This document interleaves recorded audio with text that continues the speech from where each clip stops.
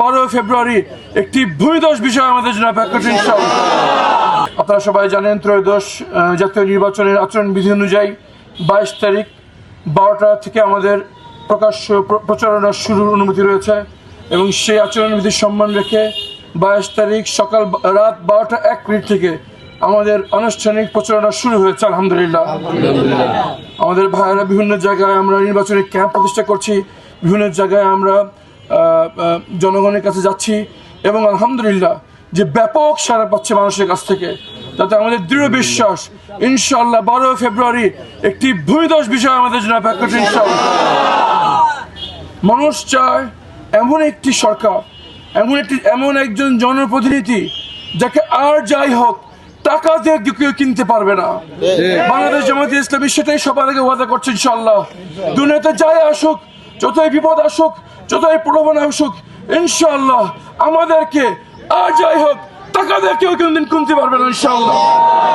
আমাদের আদর্শ হচ্ছে আমরা আল্লাহকে ভয় করে চলি এবং আল্লাহ সন্তুষ্টির জন্য আমাদের সকল কার্যক্রম, এবং ইনশাআল্লাহ আমরা আল্লাহকে ছাড়া কাউকে কিছু চাই না এবং আল্লাহ ছাড়া কাউকে কিছু ভয় করি না ইনশাআল্লাহ।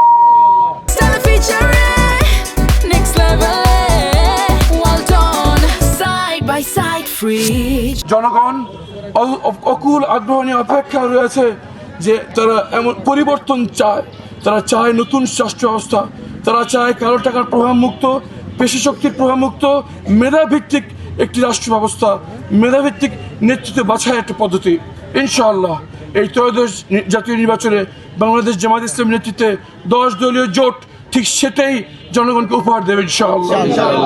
একটি জবাবদিহিতামূলক, ন্যায়পরায়ণ, সৎ, ইনসাফ ভিত্তিক সমাজ বাংলাদেশ জামায়াত ইসলামী নেতৃত্বে 10 দলীয় জোটের হাত দিয়ে বাংলাদেশ জনগণ পাবে ইনশাআল্লাহ।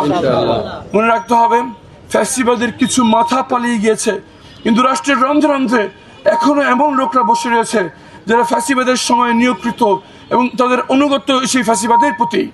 সুতরাং আমি জনগণ এবং ছাত্র জনতা সবাইকে আহ্বান জানাবো, 5ই আগস্ট যেভাবে আপনারা মাঠে নেমে এসেছিলেন, যেভাবে আপনারা গুলিকে উপেক্ষা করে একসাথে নেমে পড়েছিলেন, বলেছিলেন হয় মাতৃভূমি না হয় মৃত্যু, আপনাদের এই আত্মদানে, আপনাদের এই ঝুঁকি নেওয়ার ফলেই আমরা পেয়েছি দ্বিতীয় স্বাধীনতা এবং আমি ফিরে এসেছি আয়নাঘর থেকে।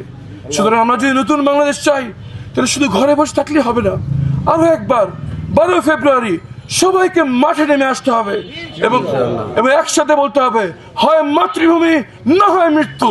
ইনশাআল্লাহ নতুন বাংলাদেশের সূচনা করেই আমরা ঘরে ফিরবো ইনশাআল্লাহ।